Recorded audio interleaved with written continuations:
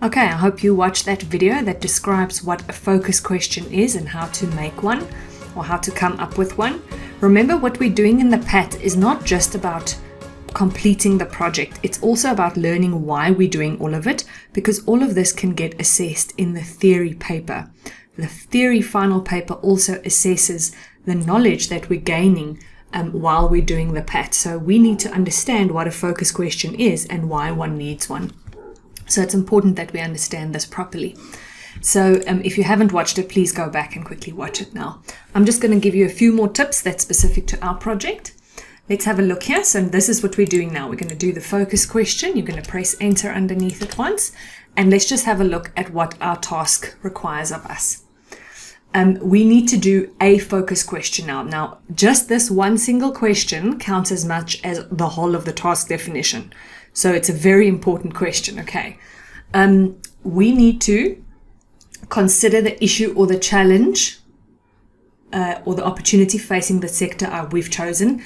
It's not really a sector that we've chosen. I think this was based on last year's thing. So it's basically, think about the aspect that you've chosen, right? That the topic. Dink aan die onderwerp wat jy gekies het. You need to set one question, just a single question, een vraag. This determines your main focus of your investigation. Dit bepaal die focus van jou ondersoek. Okay. Now the important thing of this, the main thing you need to check is, does the answer to this question actually form the solution to the problem? Then you know your question is spot on.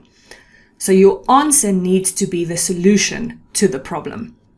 So it can't just be why, because why doesn't give us a solution. It just gives us reasons. Okay. So it has to actually give us a solution. Dit moet vir ons 'n oplossing gee op die actual probleem wat ons kan gebruik. Alright.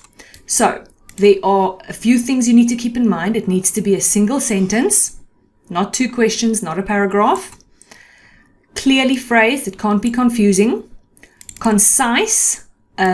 Concise of bondig means short. Okay, can't be this long sentence.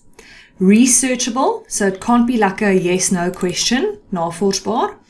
Describe the focus of the investigation within the broader issue. So, and we know what the broader issues are and what the broader topics are, but we need to now define it a little bit closer.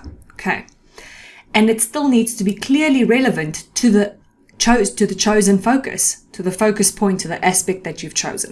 So I'm going to give you a few examples of good and bad focus questions. So here's a good one from a few years ago. How can we get communities in South Africa involved in reducing or eliminating cruelty against animals to promote animal welfare? Short, I know what it's about, and the solution, the answer to this question will be the solution. Okay, another one. How can the main factors that play a role in the current homeless situation in Johannesburg be addressed? Very specific to Johannesburg, not even the whole country or worldwide or something. How? So they say we need to determine the factors, in other words. How can it be addressed? This is going to give us a solution, okay? How can Habitat for Humanity help lessen the effect of poor housing on the citizens of South Africa? Also, good question. It's going to give us a solution. I think you can start to see the pattern, hey? All of them start with the same word. Okay. How can young adults around the world help and support communities affected by natural disasters by building temporary affordable houses? So this one kind of builds the solution into the question, but they are saying, you know, how will this actually help? It's still getting to a solution. In Afrikaans, wat kan ons doen om beter kwaliteit onderwys te verseker in die huidige pandemie in ons land deur middel van IKT oplossings te gebruik? Okay. Also, dit gee vir ons 'n oplossing vir die probleem. Let's look at some 3 examples of poor focus questions. This focus question is confusing. I don't know how can we find ICT solutions for the entertainment sector negatively impacted by the COVID-19 pandemic regarding performers, shows, and to avoid crowding? This last part is what makes it confusing. I'm not sure where that fits into. Okay, so that one's not, it's not going to lose all the marks, but it's definitely not going to get full marks. This one, how can we implement the solutions to the problem of bad vision?